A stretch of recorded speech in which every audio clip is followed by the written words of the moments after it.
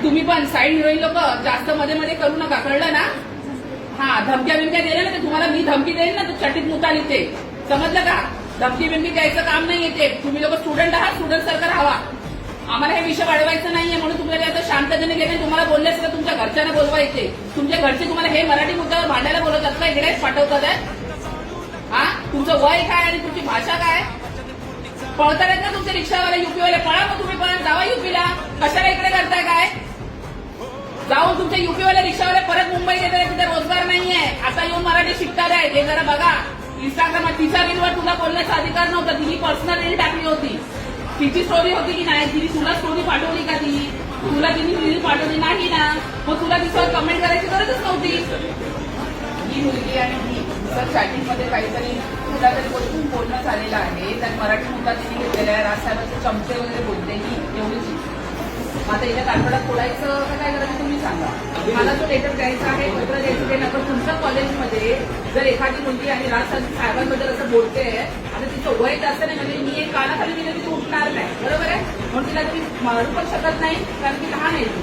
हे कळलं पाहिजे. इकडे महाराष्ट्रात आहे, महाराष्ट्रात कॉलेज आहे, इथे मराठीचा अपमान करायचा, नाही तर फटकून घेऊन पळवू. नाही तुम्हाला जमत असेल जावं तुमच्या युपी बिहारला, इकडे यायचं नाही महाराष्ट्रामध्ये. तुम्ही कुठल्या मुलीला एका मुलीबरोबर तिचा वाद झाला, लगेच दुसरी तिला सपोर्ट करते, तिसरी सपोर्ट करते, मग तिसरी सपोर्ट करणं तर आम्हाला इकडे यावं लागतं.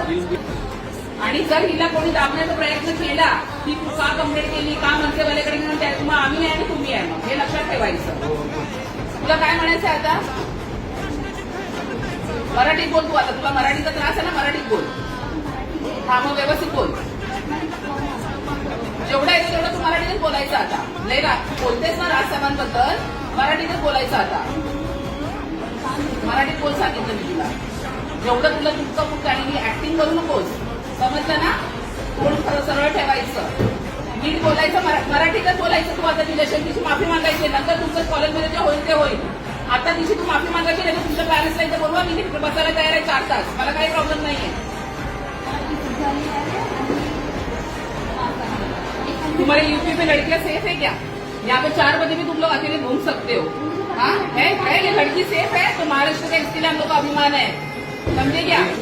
हाँ, तुम्ही कॉलेज लेवल करा, आम्हाला हीच अपेक्षा आहे. आणि बघा आतमध्ये येऊन मला पण ह्यांचं कोणी कळते मुले, मलाही आवडत नाही मी असं बोलू, पण एवढ्या मोठ्या माणसाबद्दल तुम्ही बोलले, तुमची लायकी नाही तेवढी बोलायची. जर आता याच्याकडनं जर कोण बोललं तर मारत बाळ नेलं असतं, कारण की ते मार खाण्याच्या लायकीचे आहेत. हिला गेले मारायला उठायचे नाही, काय मारू तिला मी?